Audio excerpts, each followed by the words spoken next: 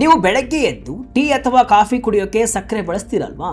ಆ ಸಕ್ಕರೆಯ ಬೆಲೆ ಈಗ ಎಷ್ಟಾಗಿದೆ ಅಂತ ನೀವು ಯಾವತ್ತಾದ್ರೂ ಗಮನಿಸಿದ್ದೀರಾ? ದಿನಸಿ ಅಂಗಡಿಗೆ ಹೋದಾಗ ಸಕ್ಕರೆ ರೇಟ್ ಕೇಳಿದ್ರೆ ನಿಜಕ್ಕೂ ಶಾಕ್ ಆಗುತ್ತೆ. ದಸರಾ ದೀಪಾವಳಿ ಹಬ್ಬಗಳು ಹತ್ತಿರ ಬರ್ತಿವೆ. ಮನೆಯಲ್ಲಿ ಸಿಹಿ ಮಾಡೋಕೆ ಸಕ್ಕರೆ ಬೇಕೇ ಬೇಕು. ಆದರೆ ಇದೇ ಟೈಮ್ನಲ್ಲಿ ಸಕ್ಕರೆ ಬೆಲೆ ರಾಕೆಟ್ ವೇಗದಲ್ಲಿ ಏರ್ತಾ ಇದೆ. ಈ ಬೆಲೆ ಏರಿಕೆಯನ್ನ ಕಂಟ್ರೋಲ್ ಮಾಡೋಕೆ ಕೇಂದ್ರ ಸರ್ಕಾರ ಬರೋಬ್ಬರಿ 1 ದಶಕದ ಬಳಿಕ ಒಂದು ಐತಿಹಾಸಿಕ ನಿರ್ಧಾರವನ್ನು ಕೂಡ ತೆಗೆದುಕೊಂಡಿದೆ. ಅದೇ ಸಕ್ಕರೆ ಆಮದು ಅಂದ್ರೆ ಇಂಪೋರ್ಟ್. ಎಸ್ ವೀಕ್ಷಕರೇ, ಭಾರತ ಸರ್ಕಾರ 10 ಲಕ್ಷ ಟನ್ ರಾ ಶುಗರ್ ಅನ್ನ ಆಮದು ಮಾಡಿಕೊಳ್ಳಲು ಅಕ್ಟೋಬರ್ 31ರವರೆಗೆ ಡ್ಯೂಟಿ ಫ್ರೀ ಅನುಮತಿಯನ್ನ ನೀಡಿದೆ. ಇದೊಂದು ದೊಡ್ಡ ಪಾಲಿಸಿ ಯೂಟರ್ನ್ ಅಂತಾನೆ ಹೇಳಬಹುದು. ಯಾಕಂದ್ರೆ ಕೇವಲ 9 ತಿಂಗಳ ಹಿಂದೆ ಅಂದ್ರೆ ಕಳೆದ ವರ್ಷದ ನವೆಂಬರ್ನಲ್ಲಿ ಇದೇ ಸರ್ಕಾರ ನಮ್ಮಲ್ಲಿ ಸಕ್ಕರೆ ಭಾರಿ ಉತ್ಪಾದನೆಯಾಗಿದೆ ಅಂತ ಹೇಳಿ 1.5 ಮಿಲಿಯನ್ ಟನ್ ಇಂದ ಹಿಡಿದು 2 ಮಿಲಿಯನ್ ಟನ್ ವರೆಗೆ ಸಕ್ಕರೆಯನ್ನ ಬೇರೆ ದೇಶಗಳಿಗೆ ಎಕ್ಸ್ಪೋರ್ಟ್ ಮಾಡೋಕೆ ಪರ್ಮಿಷನ್ ಕೊಡ್ತು. ಆದರೆ ಕೇವಲ 8 ಲಕ್ಷ ಟನ್ ಸಕ್ಕರೆ ಎಕ್ಸ್ಪೋರ್ಟ್ ಆಗುವಷ್ಟರಲ್ಲೇ ನಮ್ಮಲ್ಲೇ ಶುಗರ್ ಶಾರ್ಟೇಜ್ ಶುರುವಾಯಿತು. ಎಕ್ಸ್ಪೋರ್ಟ್ ಮಾಡ್ತಿದ್ದಂತಹ ದೇಶ ಇದ್ದಕ್ಕಿದ್ದಂತೆ ಇಂಪೋರ್ಟ್ ಮಾಡೋಕೆ ಶುರು ಮಾಡಿದ್ದು ಹೇಗೆ? ಈ ಸಕ್ಕರೆ ಲೆಕ್ಕಾಚಾರ ಎಲ್ಲಿ ತಪ್ಪಿತು? ರೈತರು ಮತ್ತು ಇಂಡಸ್ಟ್ರಿ ಈ ಬಗ್ಗೆ ಏನು ಹೇಳ್ತಿದೆ ಅನ್ನೋದನ್ನು ಕೂಡ ಈ ವಿಡಿಯೋದಲ್ಲಿ ಸಂಪೂರ್ಣವಾಗಿ ಅನಲೈಸ್ ಮಾಡ್ತಾ ಹೋಗೋಣ. ನಾನು ಶಿವಮೂರ್ತಿ ಸರ್ಬಾ. ಕೇಂದ್ರದ 10 ವರ್ಷಗಳ ಐತಿಹಾಸಿಕ ಯೂಟರ್ನ್. ಸಕ್ಕರೆ ಹಂಚುತ್ತಿದ್ದ ಭಾರತದಿಂದ ಈಗ ಆಮದು. ವೀಕ್ಷಕರೇ, ಭಾರತದ ವಾರ್ಷಿಕ ಸಕ್ಕರೆ ಬಳಕೆ ಎಷ್ಟಿದೆ ಗೊತ್ತಾ? ಬರೋಬ್ಬರಿ 280 ಲಕ್ಷ ಟನ್ಗಳು. ಅಕ್ಟೋಬರ್ ಸುಮಾರಿಗೆ ನಮ್ಮಲ್ಲಿ 50 ಲಕ್ಷ ಟನ್ ಓಪನಿಂಗ್ ಸ್ಟಾಕ್ ಇರಬೇಕಿತ್ತು. ಆದರೆ ಈಗಿನ ಅಂದಾಜಿನ ಪ್ರಕಾರ ಅದು ಕೇವಲ 35ರಿಂದ 40 ಲಕ್ಷ ಟನ್ಗೆ ಬಂದು ನಿಂತಿದೆ. ಯಾಕಂದ್ರೆ ಸಕ್ಕರೆ ಉತ್ಪಾದನೆ 2019-20 ಸೀಸನ್ ನಂತರ ಅತ್ಯಂತ ಕನಿಷ್ಠ ಮಟ್ಟಕ್ಕೆ ಅಂದ್ರೆ 296 ಲಕ್ಷ ಟನ್ಗೆ ಕುಸಿದಿದೆ.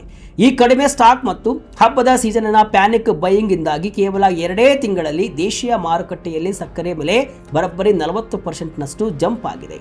ಗ್ರಾಹಕ ವ್ಯವಹಾರಗಳ ಇಲಾಖೆಯ ಡೇಟಾ ಪ್ರಕಾರ ಮಂಗಳವಾರದಂದು ಸಕ್ಕರೆಯ ಸರಾಸರಿ ರಿಟೇಲ್ ಬೆಲೆ ಕೆಜಿಗೆ 52 ರೂಪಾಯಿ ಇತ್ತು. ಅದು ಕಳೆದ ವರ್ಷಕ್ಕಿಂತ -13% ಹೆಚ್ಚು. ಕೇವಲ ಜುಲೈ ತಿಂಗಳೊಂದರಲ್ಲೇ ರಿಟೇಲ್ ಬೆಲೆ -9% ಹೆಚ್ಚು ಏರಿಕೆಯಾಗಿದೆ.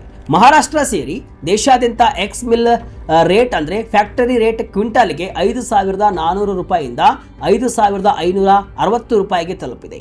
ಎಸ್ ಗ್ರೇಡ್ ಸಕ್ಕರೆ 5,750 ರೂಪಾಯಿ ಮತ್ತು ಎಂ ಗ್ರೇಡ್ ಸಕ್ಕರೆ 5,850ರಿಂದ 5,900 ರೂಪಾಯಿ ದಾಟಿದೆ. ಇದೆಲ್ಲ GST ಹೊರತುಪಡಿಸಿ ಅನ್ನೋದು ಗಮನದಲ್ಲಿ ಇರಲಿ. GST ಸೇರಿದರೆ ಇನ್ನೂ ಹೆಚ್ಚಾಗುತ್ತೆ. ಹಬ್ಬದ ಸೀಸನ್ನಲ್ಲಿ ಸಕ್ಕರೆಗೆ ಡಿಮ್ಯಾಂಡ್. ಸರ್ಕಾರ ತಂದಿರುವ ಹೊಸ ರೂಲ್ಸ್ ಏನು? ಈ ರೀತಿ ಬೆಲೆ ಏರಿಕೆಯನ್ನ ಕಂಟ್ರೋಲ್ ಮಾಡೋಕೆ ಸರ್ಕಾರ ಈಗ ಬಿಗ್ ಪ್ಲಾನ್ ಅನ್ನ ಮಾಡಿಕೊಂಡಿದೆ. ಏನಪ್ಪಾ ಅಂದ್ರೆ, ಸರ್ಕಾರ ಈಗ ಬರೀ 10 ಲಕ್ಷ ಟನ್ ಶುಗರ್ ಅನ್ನ ಇಂಪೋರ್ಟ್ ಮಾಡ್ತಿಲ್ಲ, ಜೊತೆಗೆ ಬಿಗ್ ಬಯರ್ಸ್ ಮೇಲೆ ಬ್ರಹ್ಮಾಸ್ತ್ರ ಪ್ರಯೋಗ ಮಾಡಿದೆ. ಆಹಾರ ಸಚಿವಾಲಯ ಒಂದು ಹೊಸ ರೂಲ್ಸ್ ಅನ್ನು ತಂದಿದೆ. ಅದರ ಪ್ರಕಾರ ತಿಂಗಳಿಗೆ 10 ಟನ್ಗಿಂತ ಹೆಚ್ಚು ಸಕ್ಕರೆ ಬಳಸುವ ಬಲ್ಕ್ ಕನ್ಸ್ಯೂಮರ್ಸ್ ಅಂದ್ರೆ ಬೇಕರಿಗಳು, ಕನ್ಫೆಕ್ಷನರಿಗಳು, ಸಾಫ್ಟ್ ಡ್ರಿಂಕ್ಸ್ ತಯಾರಕರು, ಫುಡ್ ಪ್ರೊಸೆಸಿಂಗ್ ಇಂಡಸ್ಟ್ರಿಗಳು ಮತ್ತು ದೊಡ್ಡ ದೊಡ್ಡ ಸಿಹಿ ತಿಂಡಿ ಮಾರಾಟಗಾರರು ತಮ್ಮ ಬಳಿ ಕೇವಲ 15 ದಿನಕ್ಕೆ ಆಗುವಷ್ಟು ಸಕ್ಕರೆಯನ್ನ ಮಾತ್ರ ಸ್ಟಾಕ್ ಇಟ್ಟುಕೋಬಹುದು. ಉದಾಹರಣೆಗೆ, ಒಂದು ಕಂಪನಿಗೆ ತಿಂಗಳಿಗೆ 12 ಟನ್ ಸಕ್ಕರೆ ಬೇಕು ಅಂದ್ರೆ ಅವರು ತಮ್ಮ ಗೋಡೌನ್ನಲ್ಲಿ ಕೇವಲ 6 ಟನ್ ಸಕ್ಕರೆಯನ್ನ ಮಾತ್ರ ಸ್ಟಾಕ್ ಇಡುವಂತಿದೆ. ಸೆಪ್ಟೆಂಬರ್ನಿಂದ ನವೆಂಬರ್ ವರೆಗೆ ಈ ರೂಲ್ಸ್ ಅಪ್ಲೈ ಆಗಲಿದೆ. ಜೊತೆಗೆ ಟ್ರೇಡರ್ಸ್ ತಾವು ಎಷ್ಟು ಸ್ಟಾಕ್ ಇಟ್ಕೊಂಡಿದ್ದೀವಿ ಅನ್ನೋದನ್ನ ವೀಕ್ಲಿ ಅಪ್ಡೇಟ್ ಮಾಡಬೇಕಾಗುತ್ತೆ. ಇನ್ನೊಂದು ಇಂಟ್ರೆಸ್ಟಿಂಗ್ ರೂಲ್ ಏನಪ್ಪಾ ಅಂದ್ರೆ, ಸಕ್ಕರೆ ಸೇಲ್ ಆದ ಕೇವಲ 7 ದಿನಗಳ ಒಳಗೆ ಮಿಲ್ಗಳು ಆ ಸಕ್ಕರೆಯನ್ನ ಡಿಸ್ಪ್ಯಾಚ್ ಮಾಡಬೇಕು. ಅಂದ್ರೆ ಸುಮ್ಮನೆ ಪೇಪರ್ನಲ್ಲಿ ಸೇಲ್ ಆಯ್ತು ಅಂತ ತೋರಿಸಿ ಗೋಡೌನ್ನಲ್ಲಿ ತಿಂಗಳುಗಟ್ಟಲೆ ಸಕ್ಕರೆಯನ್ನ ಬಚ್ಚಿಡುವಂತಿಲ್ಲ. ಇದನ್ನ ಕೂಡ ಕೇಂದ್ರ ಸರ್ಕಾರ ಈಗ ಮಾನಿಟರ್ ಮಾಡ್ತಿದೆ. ಎಕ್ಸ್ಪೋರ್ಟ್ ಇಂದ ಇಂಪೋರ್ಟ್ಗೆ ಯೂಟರ್ನ್. ಲೆಕ್ಕಾಚಾರ ತಪ್ಪಿದ್ದು ಎಲ್ಲಿ? ಅಗ್ರಿಟೆಕ್ ಫೇಲ್ ಆಯ್ತಾ? ವೀಕ್ಷಕರೇ, ಈಗ ಅಸಲಿ ವಿಚಾರಕ್ಕೆ ಬರೋಣ. ನಮ್ಮ ಸಕ್ಕರೆ ಪಾಲಿಸಿ ಮೇಕರ್ಸ್ ಲೆಕ್ಕಾಚಾರ ಎಲ್ಲಿ ಉಲ್ಟಾ ಹೊಡಿತು? Indian sugar and bio energy manufacturers association ಅಂದ್ರೆ ISMA ಕಳೆದ ವರ್ಷ ಜುಲೈ 31ರಂದು ಒಂದು ಅಂದಾಜು ಕೊಟ್ಟಿತ್ತು. ಅದರ ಪ್ರಕಾರ 2025-26 ಸೀಸನ್ನಲ್ಲಿ ಭಾರತ 34.90 ಮಿಲಿಯನ್ ಟನ್ ಸಕ್ಕರೆ ಉತ್ಪಾದನೆ ಮಾಡುತ್ತೆ ಅಂತ ಹೇಳಲಾಗಿತ್ತು.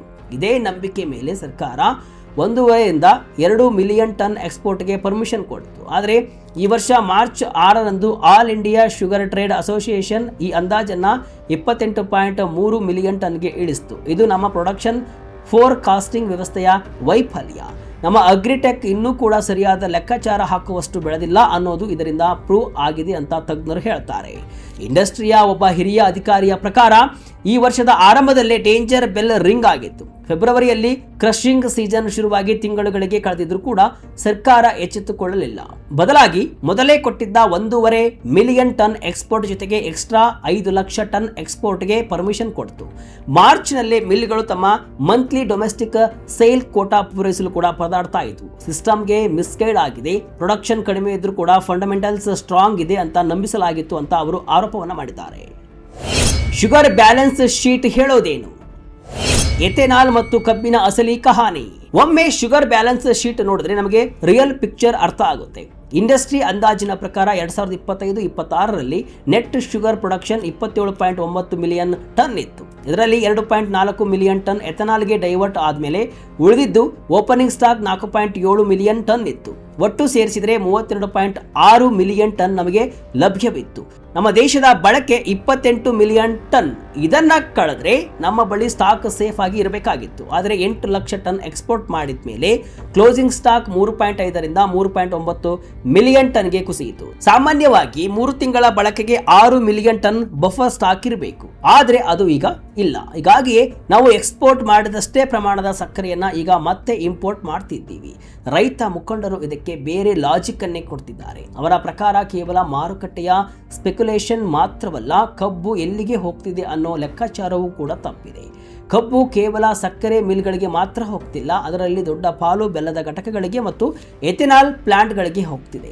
ಎಥೆನಾಲ್ ಮತ್ತು ಇತರೆ ಬೈ ಪ್ರಾಡಕ್ಟ್ಗಳಿಗೆ ಈಗ ಒಳ್ಳೆ ಡಿಮ್ಯಾಂಡ್ ಮತ್ತು ಬೆಲೆ ಸಿಗ್ತಾ ಇರೋದ್ರಿಂದ ಸಕ್ಕರೆ ಲೆಕ್ಕಾಚಾರ ಕಷ್ಟವಾಗಿದೆ. ಜೊತೆಗೆ ಸಕ್ಕರೆ ರಿಕವರಿ ರೇಟ್ ಕೂಡ ಕಡಿಮೆಯಾಗಿದೆ.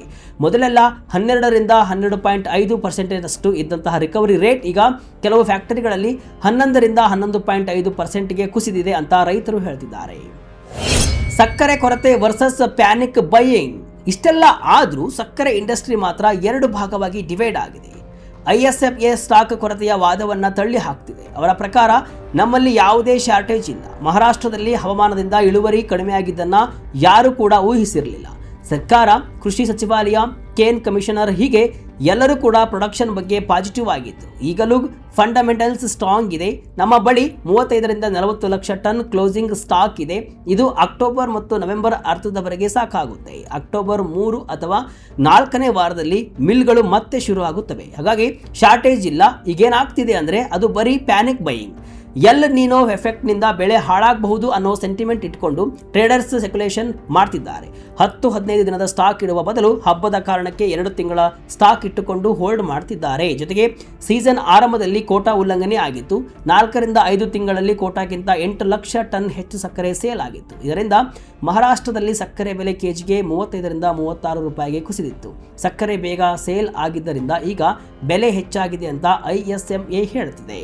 ಸರ್ಕಾರದ ಬಳಿ ಒಳ್ಳೆ ಮಾನಿಟರಿಂಗ್ ಸಿಸ್ಟಮ್ ಇದೆ, ಆದರೆ ಟ್ರೇಡರ್ಸ್ ಮೇಲೆ ನಿಗಾ ಇಡಬೇಕು. ಆದರೆ ಕೆಲ ಎಕ್ಸ್ಪರ್ಟ್ಸ್ ಪ್ರಕಾರ ಪ್ರತಿಯೊಂದು ಗೋಡೌನ್ ಮತ್ತು ಅಂಗಡಿಗೆ ಹೋಗಿ ಫಿಸಿಕಲ್ ಆಗಿ ಚೆಕ್ ಮಾಡೋದು ಸಪ್ಲೈ ಚೈನ್ ಅನ್ನ ಡಿಸ್ಟರ್ಬ್ ಮಾಡುತ್ತೆ. ಅದರ ಬದಲು ಡಿಜಿಟಲ್ ರಿಪೋರ್ಟಿಂಗ್ ಸ್ಟ್ರಾಂಗ್ ಮಾಡಬೇಕು ಅಂತಾರೆ. ಒಟ್ಟಿನಲ್ಲಿ ಭಾರತದ ಸಕ್ಕರೆ ಕಹಾನಿ ಈಗ ಒಂದು ದೊಡ್ಡ ಪಾಲಿಸಿ ಡೈಲೆಮಾ ಆಗಿ ಬದಲಾಗಿದೆ. ಹವಾಮಾನದ ಆಧಾರದ ಮೇಲೆ ನಿಂತಿರುವಂತಹ ಕೃಷಿ ವಲಯ, ರೈತರು, ಸಕ್ಕರೆ ಕಾರ್ಖಾನೆಗಳು, ಗ್ರಾಹಕರು, ಎಥೆನಾಲ್ ಪ್ರೊಡಕ್ಷನ್, ಎಕ್ಸ್ಪೋರ್ಟ್ ಮತ್ತು ದೇಶದ ಆಹಾರ ಭದ್ರತೆ ಇವಿಷ್ಟನ್ನ ಬ್ಯಾಲೆನ್ಸ್ ಮಾಡೋದು ಸರ್ಕಾರಕ್ಕೆ ಅಷ್ಟು ಸುಲಭವಲ್ಲ. ಆರಂಭದ ಅತಿ ವಿಶ್ವಾಸದಿಂದ ಎಕ್ಸ್ಪೋರ್ಟ್ಗೆ ಅವಕಾಶ ಕೊಟ್ಟು ಆಮೇಲೆ ಸ್ಟಾಕ್ ಕಡಿಮೆ ಆಗಿದ್ದಕ್ಕೆ ಈಗ ಮತ್ತೆ ಇಂಪೋರ್ಟ್ ಮಾಡಿಕೊಳ್ಳುವ ಪರಿಸ್ಥಿತಿ ಬಂದಿದೆ. ಕಡಿಮೆ ಉತ್ಪಾದನೆ ಇದ್ರೂ ಕೂಡ ಎಕ್ಸ್ಪೋರ್ಟ್ಗೆ ಪರ್ಮಿಷನ್ ಕೊಟ್ಟಿದ್ದು ಜಡ್ಜ್ಮೆಂಟ್ ಎರರ್ ಅಂತ ಇಂಡಸ್ಟ್ರಿ ತಜ್ಞರು ಹೇಳ್ತಿದ್ದಾರೆ. ಭಾರತಕ್ಕೆ ಈಗ ತುರ್ತಾಗಿ ಬೇಕಾಗಿರೋದು ಒಂದು ಕರಾರುವಕ್ಕಾದ real time sugar balance sheet. Opening stock ಎಷ್ಟು, ಕಬ್ಬು ಎಷ್ಟು ಲಭ್ಯವಿದೆ, ಎಷ್ಟು ಕ್ರಷಿಂಗ್ ಆಗ್ತಿದೆ, ರಿಕವರಿ ರೇಟ್ ಎಷ್ಟು, ಎಥೆನಾಲ್ ಮತ್ತು ಬೆಲ್ಲಕ್ಕೆ ಎಷ್ಟು ಕಬ್ಬು ಹೋಗ್ತಿದೆ ಅನ್ನೋದರ ಪಕ್ಕಾ ಲೆಕ್ಕಾಚಾರ ಸಿಕ್ಕರೆ ಮಾತ್ರ ಮುಂದಿನ ದಿನಗಳಲ್ಲಿ ಇಂತಹ ಬಿಕ್ಕಟ್ಟನ್ನು ತಪ್ಪಿಸಬಹುದು. 10 ಲಕ್ಷ ಟನ್ ಇಂಪೋರ್ಟ್ನಿಂದಾಗಿ ಊಹಾಪೋಹಗಳಿಗೆ ಬ್ರೇಕ್ ಬಿದ್ದು ದಸರಾ ಮತ್ತು ದೀಪಾವಳಿಗೆ ಸಕ್ಕರೆ ಬೆಲೆ ಕಂಟ್ರೋಲ್ಗೆ ಬರುತ್ತಾ ಅನ್ನೋದನ್ನು ಕೂಡ ನಾವು ಕಾದು ನೋಡಬೇಕಾಗಿದೆ. ಈ ಬಗ್ಗೆ ನಿಮಗೆ ಅನಿಸುತ್ತೆ? ಕಮೆಂಟ್ ಮೂಲಕ ತಿಳಿಸಿ. ಇದಿಷ್ಟು ಇವತ್ತಿನ ವಿಶೇಷ. ಇದೇ ರೀತಿಯ ಹಲವು ವಿಶ್ಲೇಷಣೆ, ಮಾಹಿತಿ ಅಷ್ಟೇ ಅಲ್ಲ, ಮನರಂಜನೆಯ ವಿಡಿಯೋಗಳಿಗಾಗಿ ವಿಜಯ ಕರ್ನಾಟಕ ವೆಬ್ಸೈಟ್, ಫೇಸ್ಬುಕ್ ಹಾಗೂ ಯೂಟ್ಯೂಬ್ ಪೇಜನ್ನು ಫಾಲೋ ಮಾಡಿ. ಧನ್ಯವಾದಗಳು.